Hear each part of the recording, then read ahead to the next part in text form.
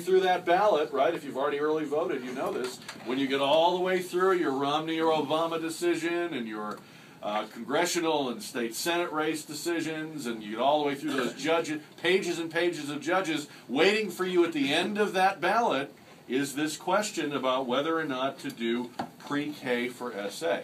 We've been talking about it for months on the air, and back on August 3rd, our two guests who are in the studio with me today just happened to be on our Gang of Four together one Friday and got into a very interesting, spontaneous, back and forth discussion. I think it might have even surprised the two of them a little bit.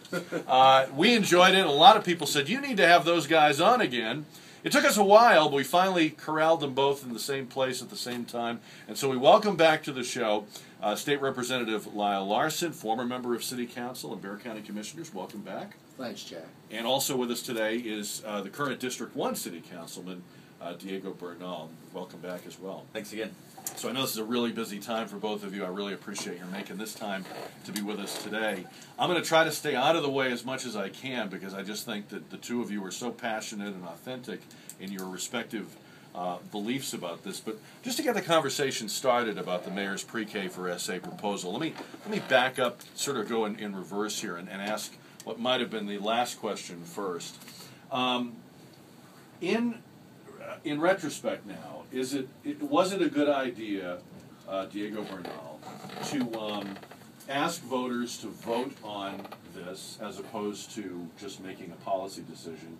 And was it a good idea to ask voters to vote on the November 6th ballot, which is going to draw a lot of very passionate voters anyway because of the presidential race? It's a good question.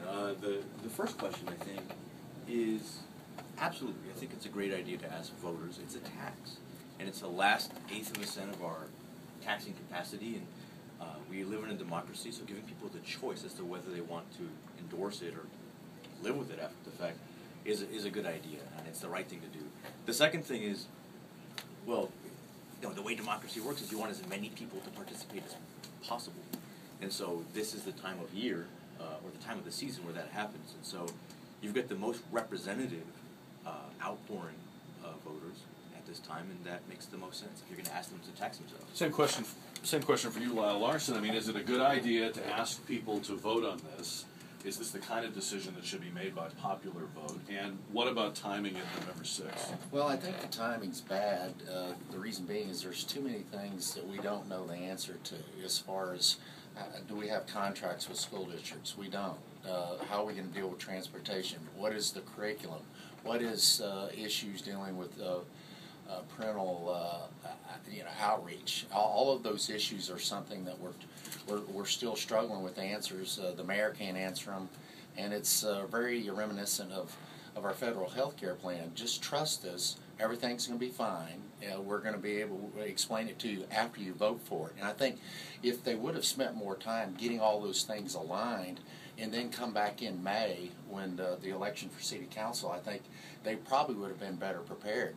I can tell you, in my constituents, this is a huge issue, and they're voting against it. And I think that if you look at across the community, I don't see a lot of energy for it other than the campaign itself. So I think they probably should have took more time in developing those answers instead of waiting and saying there's even the location is being debated right now on the west side of San Antonio. There's a number of constituents that thought that they were the target area. Well, we're not going to build it there. We're going to start in two different areas of the community. And so I think if they would have incubated this a little bit longer, been able to get more answers, there might have been, I think, a better chance for them to pass it. I'm not necessarily sure about that, because while I respect what the state representative is saying, he assumes then that if all these questions were answered, that those people would certainly switch and vote for it. And I'm not necessarily sure that that's true. The other thing is a lot of the components that people are saying aren't answered aren't things that can be answered until after the fact. For example, you talked about having contracts with the school districts. You can't have a contract, or it's called an MOU, Memorandum of Understanding. You can't have one until after the election, because the election determines whether or not the corporation can be made. So there's not an entity to contract with until after the election. So the fact that that question isn't answered is because legally it can't be answered until afterwards. So that's not really an issue.